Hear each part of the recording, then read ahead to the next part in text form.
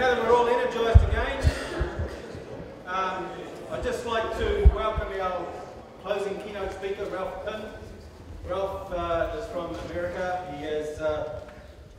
He spent, 12 years as Director of Competitive Sport at West Point Military Academy.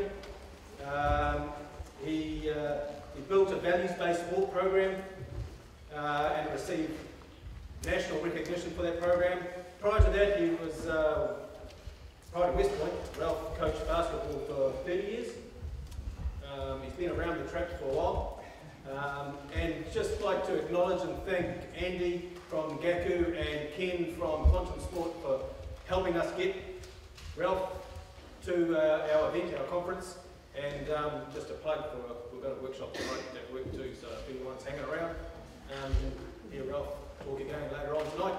So welcome Ralph, they're all yours.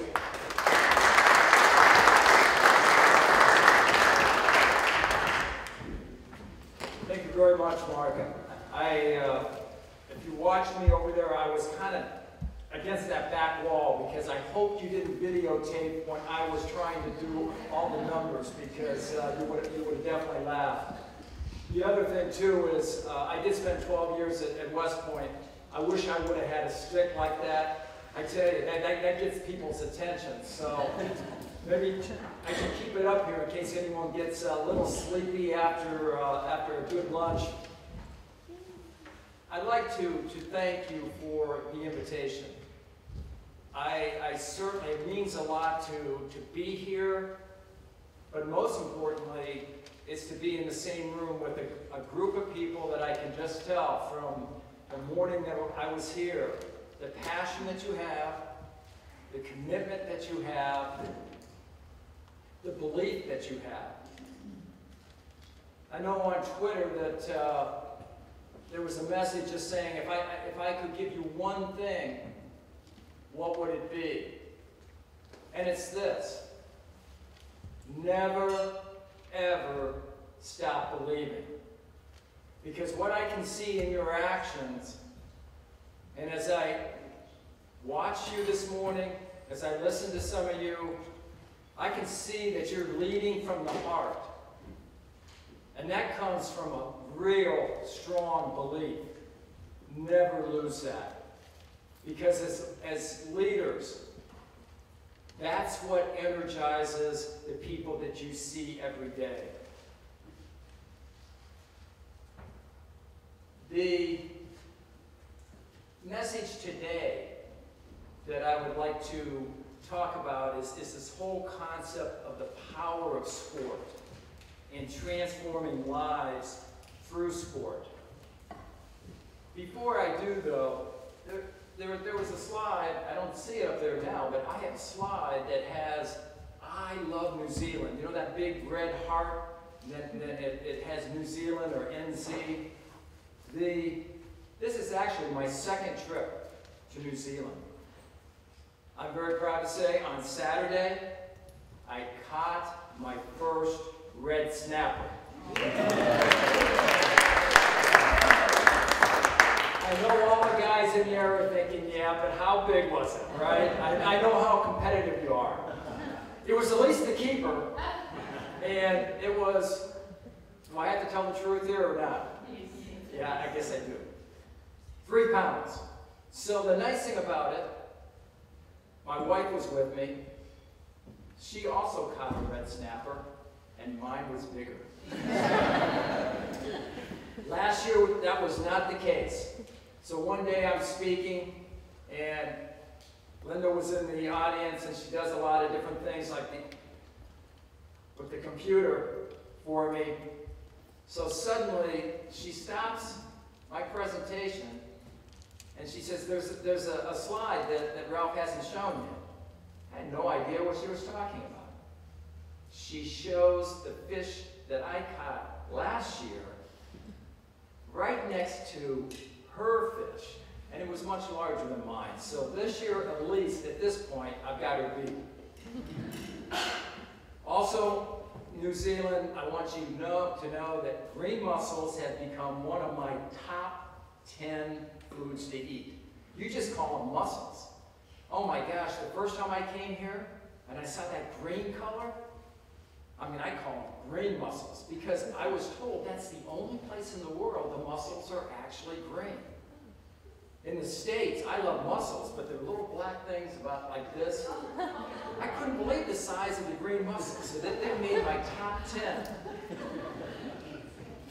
There's one complaint that I do have. It's something that you call roundabouts.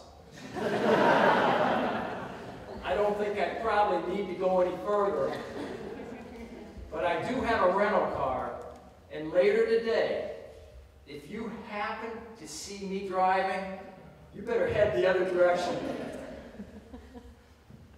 Ken, I haven't told you this. I know you're the one that got this rental car for me.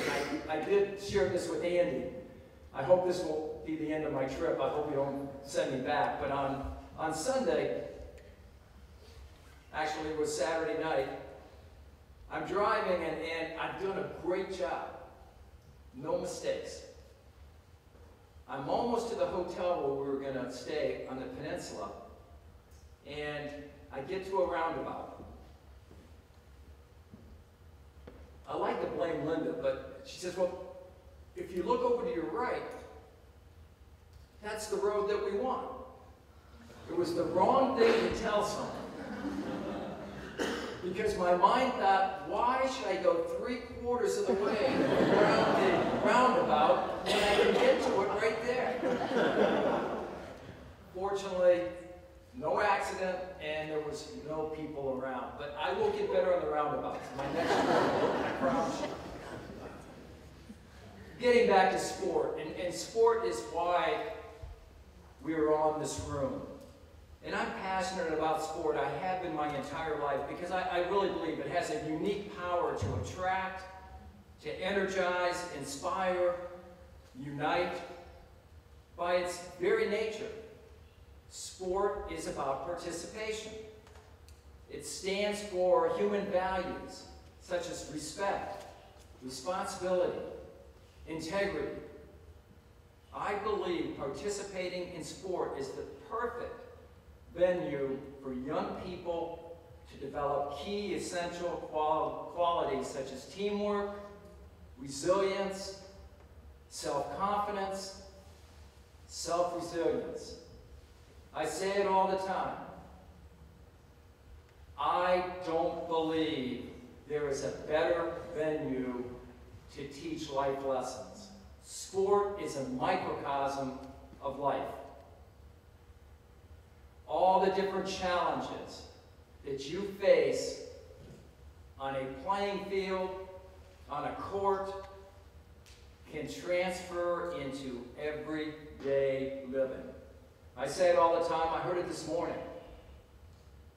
We as leaders, we as coaches, we as directors, we help transform lives through sport. It's interesting, too, when you really look at it as, well, maybe my problem is I'm going the wrong way with this. No. There's my, I love New Zealand. Oh, there it is, the United Nations. With the United Nations, they've identified sport as one of the most powerful tools to strengthen social ties and networks, and that promote the ideals of peace, unity, nonviolence, tolerance, and justice. I'm sure you've seen Nelson Mandela's quote. It's one of my favorites. I show it everywhere I go. Because I love the idea that sport has the power to change the world. The power comes from us. We use sport as the vehicle to change the world because it inspires and unites people in a way that little else does. Sport speaks to people in a language that they can understand. One of the most important things about sport is that players of all races, nationalities, religions, and backgrounds can come together as one team to accomplish a common goal. We call this the miracle of the huddle, because sport has the power to transcend all differences, erase all distinctions, and bond people together. For a moment, I would like you to think, how has sport shaped your life? Think about specific values and attributes that you learned through sport that have become part of you. Take about 30 seconds. Just what's the first things that come into your mind? Think back to your sport days, either as an athlete, as a coach. What life lessons do you carry with you that you can attribute to sport? Now what I'd like you to do is just someone either seated next to you, in front of you, behind you, for about 30 seconds, each of you have a chance to share one or two of the lessons that you've learned from sport.